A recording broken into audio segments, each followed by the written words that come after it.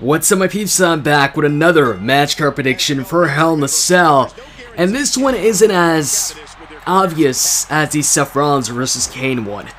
Seth Rollins vs. Kane, I mean, the past couple of weeks, it's been pretty obvious that Kane is probably going to be the one challenging Seth Rollins for the WWE Championship, because at this point in time, nobody else is feuding with Seth Rollins, so it's going to be Seth versus Kane.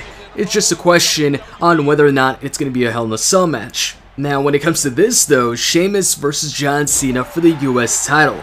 There's really been no indication that this match is going to take place, but I'm going to go ahead and call it and say that at Hell in a Cell, we're going to see Sheamus challenge John Cena for the US Championship. Why? I mean, John Cena's definitely going to be at the pay-per-view. He's going to compete. It's John Cena. He has to be on the pay-per-view. So he's going to be defending that title, and when you look at the possible challengers, there's not that many possible challengers. I mean, first off, Cena's the face, so he's going to be facing off against the heel. Yeah, there is that possibility that maybe he faces off against another face, like a Cesaro or something like that, but usually when you go ahead and have a face versus face match on a pay-per-view, they have like this big build-up to it. It's not just something that comes up a week or two before the pay-per-view. Actually, I think this pay-per-view is like 3 weeks away, but even then, I feel like Cena's going to go ahead and defend that title against the heel.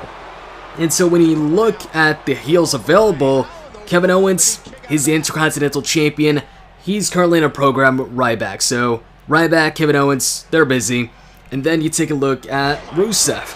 Well, Rusev seems to be getting involved also in the IC title picture, at least with Kevin Owens. With Kevin Owens, you know, recently ditching him in a tag team match. So he might be involved in that IC title match as well, or we might see Dolph versus Rusev once again. Please don't do that. I mean, put Rusev in the IC title match. I'd be happy with that, but just don't put him in the match with Dolph. And also, Rusev, I mean, he feuded with John Cena not that long ago. John Cena was the one to take that US Championship from him. I don't think they're gonna reignite the feud that soon. So I'm ruling Rusev out, and then that leaves me with the Big Show and Sheamus. So for me, these are the two options left to go ahead and face off against John Cena. Now, the thing with the Big Show is he's facing off against Brock Lesnar at the Madison Square Garden event, which I think is this week, by the way. And we all know Big Show's not winning that. He's going to get beat by Brock Lesnar. He's going to go to Suplex City, and there's a chance that after he goes to Suplex City, we won't see the Big Show for a week or two or something like that.